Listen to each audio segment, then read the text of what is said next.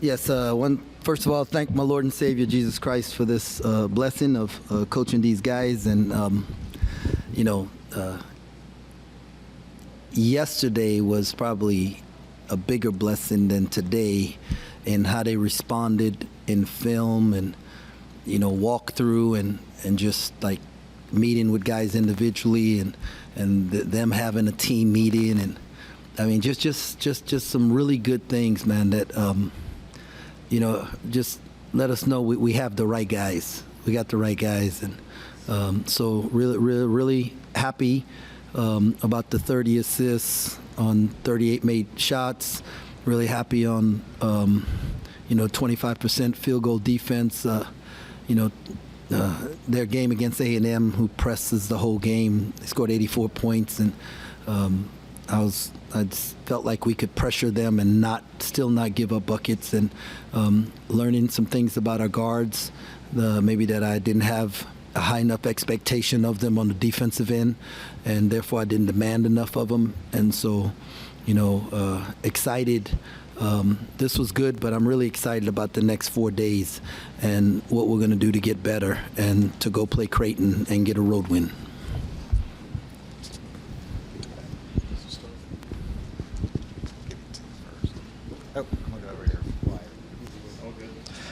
Coach, the team looked hungry to get the win tonight. What do you tell your players to ensure that they maintain that hunger without getting too satisfied? Bro, we just lost 4 games in a row. That's like satisfied. Like, I mean, they had a drink of water today. It's like when you're hungry, right? A drink of water doesn't fill your hunger, right? So yeah, our staff will not allow it. They won't allow it. That's just not who we are.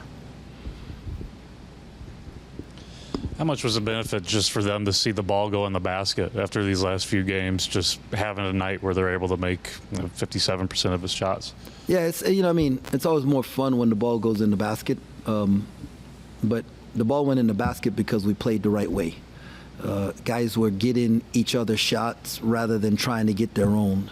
And we've tried to get our own too much leading up to this. I think several times in press conferences after the game, you guys have asked me the question, well, Coach, what is it? What is it about the offense? And I think you saw today when we pass the ball to the open guy and we don't hang on to it, and every time somebody touches the ball, they don't dribble, you know, they just move the ball. It just makes the game so much easier. And so the goal now is to continue that when you play like opponents.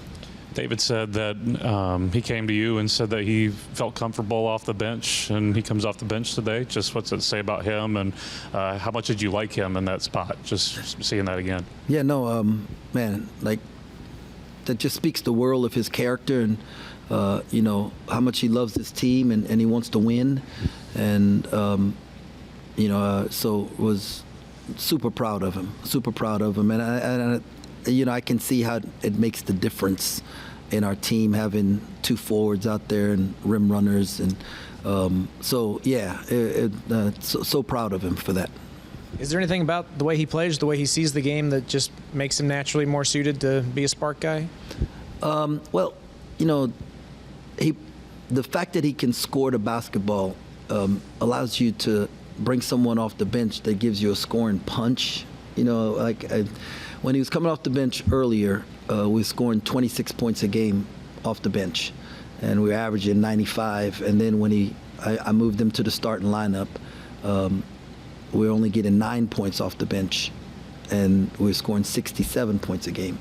And so, you know, him seeing that, us talking about it, it just, you know, when you have a guy who comes off the bench, man, that can put the ball in the hole and do multiple things, but like can shoot, it just puts a different kind of pressure, because they're subbing, and they're subbing maybe getting a little weaker, and we're subbing and we might be getting stronger, you know. So, but man, just for his character to be able to come and say, Coach, you know, this is what I think would be better for the team, and I just speaks volumes to who he is as a person.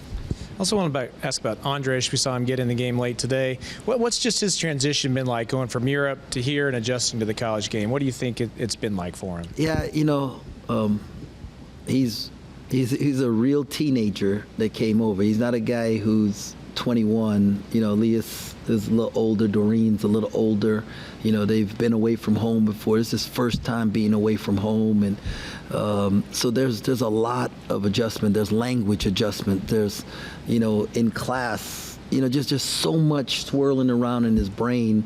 And, you know, then we're practicing at 7 o'clock in the morning, and, you know, I mean, and the time difference. And if he stays up one night to talk to his friends back home, then he might be getting an hour of sleep. You know, there's just so much that's going on for him off the court wise. And then you put in the fact that, you know, the level of competition that we're playing against every night and the speed of the game and all of that he has to adjust to. But, you know, we've given him some, like, small things. Hey, Drake, these are the 3 things we need you to really get better at, and he's trying. And so I'm glad he was able to get some playing time today, and just really excited about the next 3 or 4 days to see how much better the whole team can get.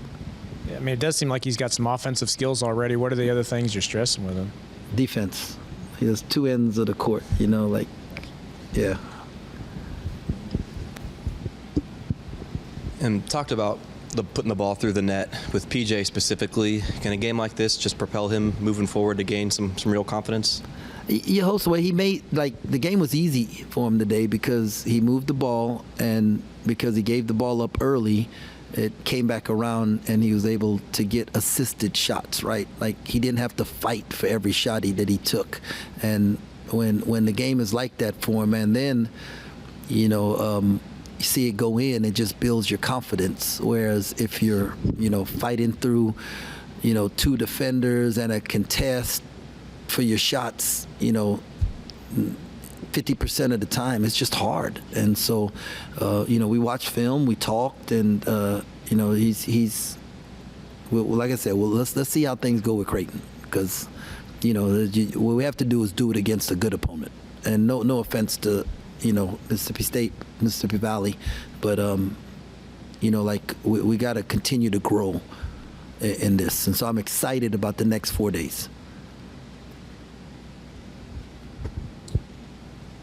If I can just ask about Creighton looking ahead, you've already had the 1 road contest. How do you think that'll help you going into number 2? Oh, I think it's going to help us a ton, right? We didn't necessarily respond well at the start of the game in Indiana. And the crowd, whether it was the crowd, whether it was the travel, whatever it was, right? We didn't handle that whole trip the way it needed to be handled. So I expect us to be way more businesslike, way more focused, and way more ready for the environment that we're going to see.